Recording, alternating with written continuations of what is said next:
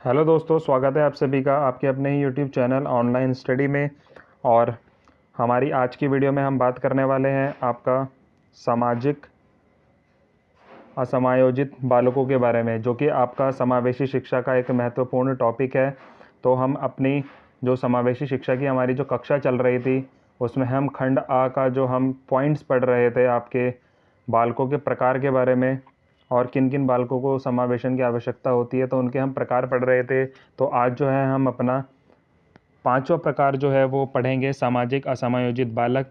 तो वीडियो में आप एंड तक बने रहे, क्योंकि तभी आपको ये टॉपिक और अच्छे से क्लियर होगा। क्योंकि अब देखिए, आपका यूपी टेट का जो है डेट भी आ गई है। जिन लोगों ने अभी तक उस नोटिफिकेशन के बारे में नहीं देखा है, नहीं पढ़ा है, वो हमारे टेलीग्राम ग्रुप को ज्वाइन कर लेंगे। पीडीएफ अपलोड कर दिया है, और वीडियो के लिए आप डिस्क्रिप्शन में लिंक देख लीजिए। टेलीग्राम ग्रुप का भी लिंक डिस्क्रिप्शन में है, और सभी क्लासेस की पीडीएफ फाइल्स आपको हमारे टेलीग्राम ग्रुप से अवेलेबल हो जाएंगी। तो आप जल्दी से टेलीग्राम ग्रुप ज्वाइन कर लीजिए।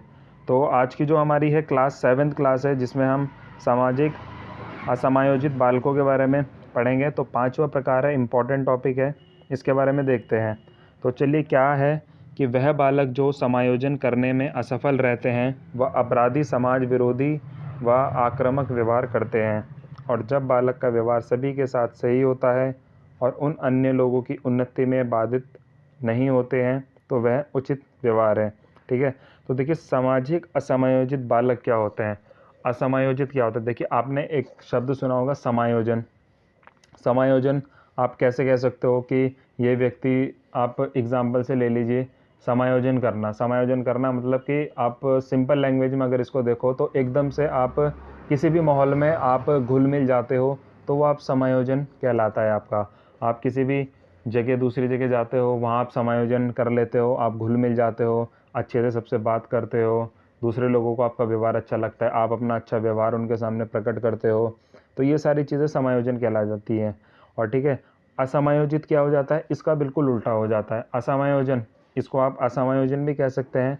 तो यह वह बालक होते हैं जो असमायोजन करते हैं, समाज के साथ समायोजित ये नहीं हो पाते, तो ये असमायोजन करते हैं।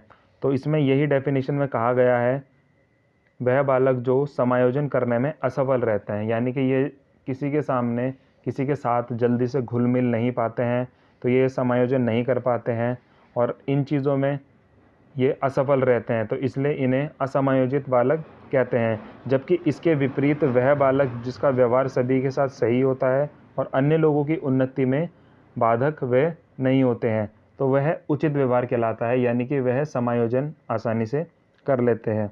अब देखिए, हैविल तथा जेनकिंस जेनकिंस ने इनके जो है 3 प्रकार जो है वो दिए हैं ऐसे बालकों के लिए जो समायोजन नहीं कर पाते। तो वो 3 प्रकार है, देखिए, असामाजिक आक्रामक, दूसरा सामाजिक अपराधी, और तीसरा है अत्यधिक अवरोधात्मक। ठीक है। तो पहले टॉपिक के बारे में हम पढ़ेंगे, असामाजिक आक्रामक। यह वह बालक होते हैं जो किसी के भी प्रति संवेदनशील नहीं होते हैं, यानी कि किसी के भी प्रति ये संवेदनशील जो हैं वो नहीं होते हैं, किसी का ये कहना नहीं मानेंगे, विद्यार्थी शिक्षक की कोई बात नहीं सुनेंगे, ऐसे ऐसे। ठीक है, मम्मी पापा ने कोई बात कह दी है, उस चीज़ का ये पालन नहीं करेंगे, तो ये उस कैटेगरी में आ जाते हैं। ठीक है। तो ये आपके संवेदनशील नहीं होते बिल्कुल भी। दूसरा टॉपिक है सामाजिक अपराधी। यह बालक पहले ठीक होते हैं परंतु बाद में अपराधी हो जाते हैं, यानी कि इन बालकों का व्यवहार जो है शुरुआत में तो सही होता है, लेकिन धीरे धीरे धीरे धीरे जैसे इनकी संगति बदलती रहती है या जैसे इनके माइंडसेट चेंज होता रहता है, तो ये अपराधी की श्रेणी में आ जाते हैं। अपराधी की श्रेणी का मतलब यह नहीं है कि वो कोई बहुत बड़ा अपराध कर रहे हैं, कुछ कर रहे हैं, पर अपराधी की श्रेणी में जैसे झूठ बोलना हो गया, चोरी करना हो गया, या छोटी छोटी बातों पे लड़ना हो गया, मार पिटाई करना हो गया, तो ये अपराधी की श्रेणी में आ जाते हैं बालकों के दृष्टिकोण से। अपराध देखिए एक अलग चीज़ है, बहुत बड़ी चीज़ है वो। अपराध वर्ड इसमें इसीलिए यूज़ किया गया है क्योंकि छोटे बालकों के लिए अपराधी है, क्योंकि वो ऐसी ऐसी हरकतें करते हैं, तो ये उनके लिए अपराधी माना जाता है। तीसरा पॉइंट है अत्यधिक अवरोधात्मक। इसमें क्या है, यह वह बालक होते हैं जो ज़्यादा माता पिता की देखरेख में रहते हैं और सामाजिक रूप से असमायोजित हो जाते हैं।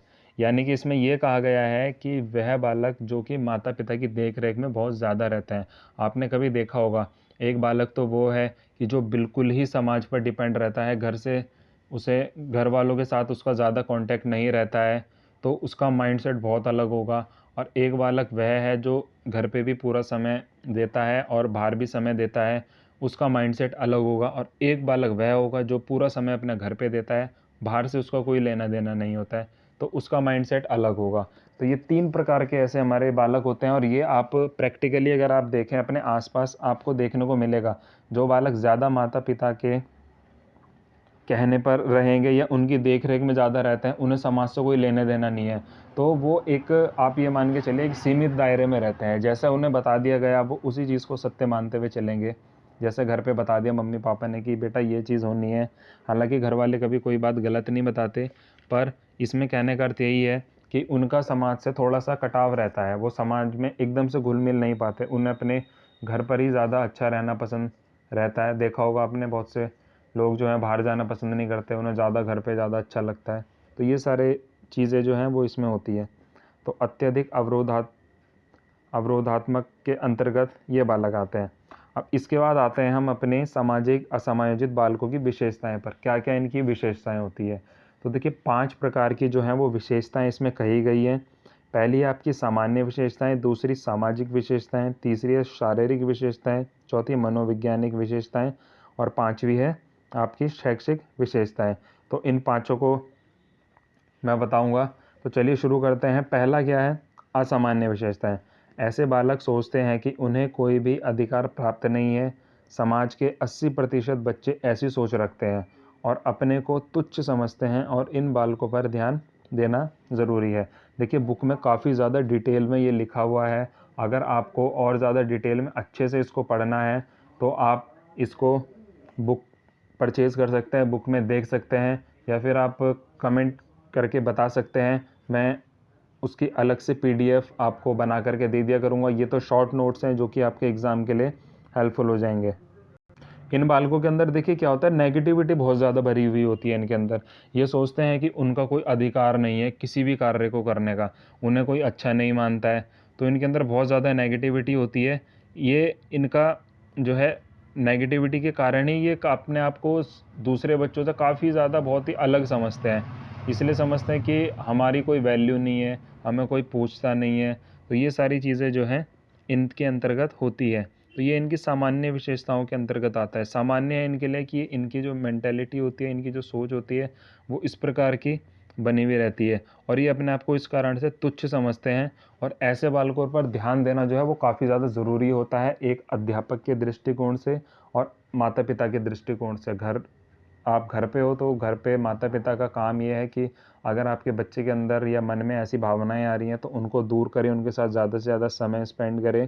और यही एक अध्यापक का कार्य है कि अगर कोई बच्चा परेशानी में है तो उसकी परेशानी को समझे और उसको दूर करे। सेकंड पॉइंट आते हैं अब हमारा सामाजिक विशेषताएं। तो आसपास का माहौल भी असमायोजित बनाने में कारण हो सकता है। गरीबी, मित्रों का गंदा समूह आदि, और ऐसी आदतों के कारण वह झूठ बोलना, चोरी करना सीख जाते हैं।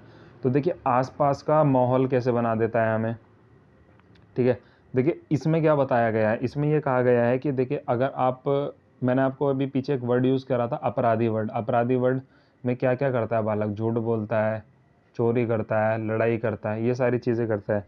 तो इसके अंदर भी यही है। देखिए जब बच्चा अगर गरीब है, कोई बालक अगर गरीब है, ठीक है, उसका जो मित्र मंडली है वो भी बहुत बुरी संगति वाली है। आप देख रहे होंगे आजकल बहुत छोटी छोटी उम्र के बच्चों के अंदर काफ़ी सारे जो है गलत काम जो है वो करने शुरू कर दिए हैं उन्होंने। तो ये गंदा समूह होता है उनका, ठीक है। और ऐसी आदतों के कारण वह झूठ बोलना भी सीख लेता है और चोरी करना भी सीख लेता है। जब उसको माहौल ऐसा मिलता है, उसके दोस्त भी उसको ये सारी चीज़ें, गलत चीज़ें करते हैं, वो दोस्त भी कहीं ना कहीं से, किसी न किसी परिवार से, अच्छे परिवार से होंगे या निम्न परिवार से होंगे, तो समूह इनका बना रहता है। तो सभी की जो है सोच, देखिए सबकी समूह तभी बनता है जब सब लोगों का, जितने भी समूह में आपको व्यक्ति मिलेंगे उनका समूह तभी बनता है क्योंकि उनकी सोच सबकी एक जैसी होती है। तो इस कारण से इनकी जो आदत जो है वो बहुत ज़्यादा ख़राब हो जाती है।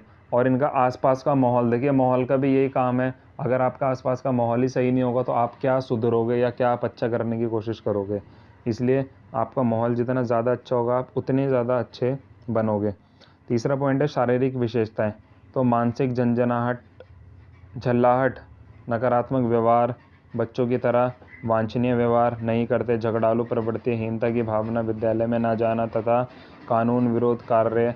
तो देखिए इसके अंदर भी यही कहा गया है। इन बालकों को देखिए एक तो मानसिक तनाव रहता है, थोड़ा सा गुस्सा रहता है इनके अंदर, लड़ाई करने के लिए तत्पर रहते हैं, तुरंत तैयार रहते हैं कि किसी से अगर थोड़ी सी नोक झोंक हो जाए लड़ाई कर लेते हैं। और झूठ भी बोलते हैं ये बच्चे, ठीक है। चोरी की भावना जो इनके अंदर होती है, चोरी करने का होता है, ठीक है। विद्यालय ना जाना और झूठ बोल के छुट्टियां करना, ठीक है। और किसी कार्य को करने के लिए एकदम से तैयार नहीं होते हैं, कुछ इनके अगर पक्ष में नहीं हो तो तुरंत उसका विरोध भी ये कर देते हैं, ठीक है। तो ऐसी सारी चीज़ें इनके अंतर्गत आ जाती हैं।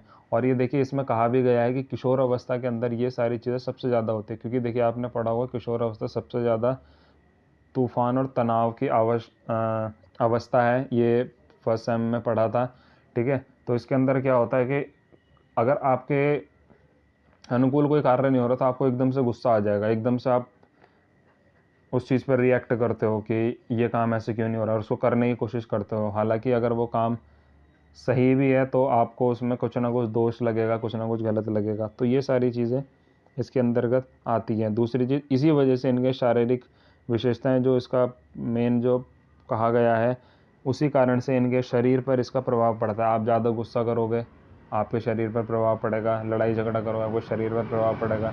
जो भी आप एक्टिविटी करते हो आप खुश रहोगे तो आपका शरीर अलग ही होगा, और आप मानसिक रूप से बीमार हो, टेंशन में रहते हो तो आपका शरीर अलग ही रहेगा, ठीक है। तो ये सारी चीज़ें शारीरिक विशेषताओं के अंतर्गत आती हैं, इसी कारण से आपको बीमारियां लग जाती हैं, बहुत सारी चीज़ें हो जाती हैं।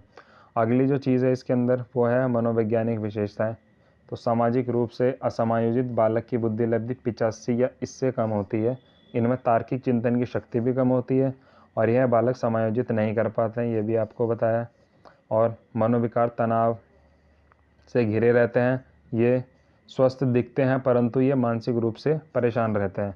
देखिए जब इतनी सारी प्रॉब्लम अगर किसी बच्चे के साथ है तो देखिए वो लगेगा आपको कि बच्चा स्वस्थ है, सही है, देखने में बिल्कुल उसके अंदर कोई दिक्कत नहीं है, पर मानसिक रूप से वो परेशान रहेगा। मानसिक रूप से अगर वो परेशान है तो देखिए वो कोई भी कार्य सही से नहीं कर पाएगा, जैसे कि अभी हम ऊपर के पॉइंट्स में पढ़ के आ रहे हैं।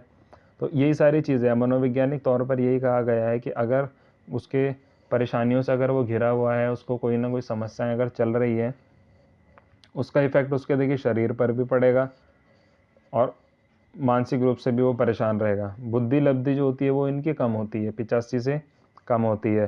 तो इंटेलिजेंट बच्चे तो नहीं है ये, सामान्य से कम बच्चे हैं ये। अगला है हमारा लास्ट पॉइंट, शैक्षिक विशेषताएं। तो ऐसे बालकों की विद्यालय का इतिहास असंतोषजनक होता है और अवांछित घटनाओं से भरा हुआ होता है। यह कई स्कूल बदलते हैं, यह स्कूल और अध्यापक को पसंद नहीं करते हैं और अपनी कक्षा के बच्चों के साथ भी समायोजन नहीं कर पाते। क्यों नहीं कर पाते? क्योंकि देखिए मैंने आपको बताया पहले ही पॉइंट में कि अपने आप को दूसरे बच्चों से अलग समझते हैं, मतलब इनके अंदर नेगेटिविटी बहुत ज़्यादा भरी हुई होती है, ठीक है। तो इसलिए ना तो ये अपनी कक्षा को पसंद करेंगे, ना ये पढ़ना पसंद करते हैं, ना ही अपने अध्यापक को पसंद करते हैं, और ये अपनी कक्षा के बच्चों के साथ भी समायोजन नहीं कर पाते हैं, ठीक है। दो तीन चीज़ें इसमें बताई, अगर उसके अंदर क्रोध है या उसकी अगर वो ऐसी चीज़ें कर रहा है तो वो वैसे समायोजन नहीं कर पाएगा, गलत आदतों में है तो तब भी वो समायोजन नहीं कर पाएगा अपने साथ के बच्चों के साथ, क्योंकि उसको तो अपने ही जैसे बच्चे चाहिए और उसको वो माहौल वहाँ नहीं मिल पा रहा है, तो बालक उनसे जो है वो अलग रहना पसंद करेगा। आखिरी पॉइंट है इसमें हमारा, देखिए अब सामाजिक असामाजिक बालकों के लिए शैक्षिक प्रावधान, क्या क्या प्रावधान इनके लिए हो सकते हैं, क्या क्या इनके लिए आप मान के चलिए समाधान क्या हो सकता है इसका। तो देखिए सामान्य कक्षा अध्यापक का कार्य है कि वह सामाजिक रूप से असामाजिक बालक को पहचाने तथा उसके दोष को बढ़ने से रोके। सही बात है कि अगर अध्यापक का कार्य है कि अगर उसको कक्षा में लग रहा है कि इस बालक के अंदर इस प्रकार के गुण हैं या फिर वो समायोजन बालकों के साथ नहीं कर पा रहा है किसी भी कारण की वजह से, जितने कारण अभी ऊपर हमने पढ़े बहुत सारे कारण हो सकते हैं, तो उनको वो दूर करने की कोशिश करेगा। किसी वजह से अगर वो दूर नहीं कर पा रहा है तो देखिए इसमें अगला पॉइंट है, एक परामर्शदाता की नियुक्ति करनी चाहिए, ताकि अगर अध्यापक कुछ कार्य नहीं कर पा रहा है, नहीं समझ पा रहा है, तो परामर्शदाता उसका निदान कर सके। तीसरा है, मनोवैज्ञानिक व डॉक्टर की सलाह लेते रहना चाहिए। और चौथा है, विशेष विद्यालयों की स्थापना करनी चाहिए। विशेष विद्यालयों की स्थापना करके क्या होगा, आप ऐसे बालकों का चयन करोगे और उनकी समस्याओं का आप समाधान कर पाओगे। तो इतना था आज के हमारे इस टॉपिक में, और 5th पॉइंट जो है वो हमारा आज कंप्लीट हो चुका है, जो कि आपका सामाजिक असमायोजित बालकों का था। वीडियो आपको अच्छी लगी हो तो आप वीडियो को लाइक, शेयर और कमेंट ज़रूर करना। कमेंट आप ज़रूर किया कीजिए वीडियो देखने के बाद कि आपको वीडियो कैसी लग रही है। कोई अगर दिक्कत या कोई कमी इसमें लगती है तो आप उसको भी कमेंट में लिखा कीजिए। अब चलिए मिलते हैं हमारी नेक्स्ट वीडियो में अगली क्लास के साथ। Thank you.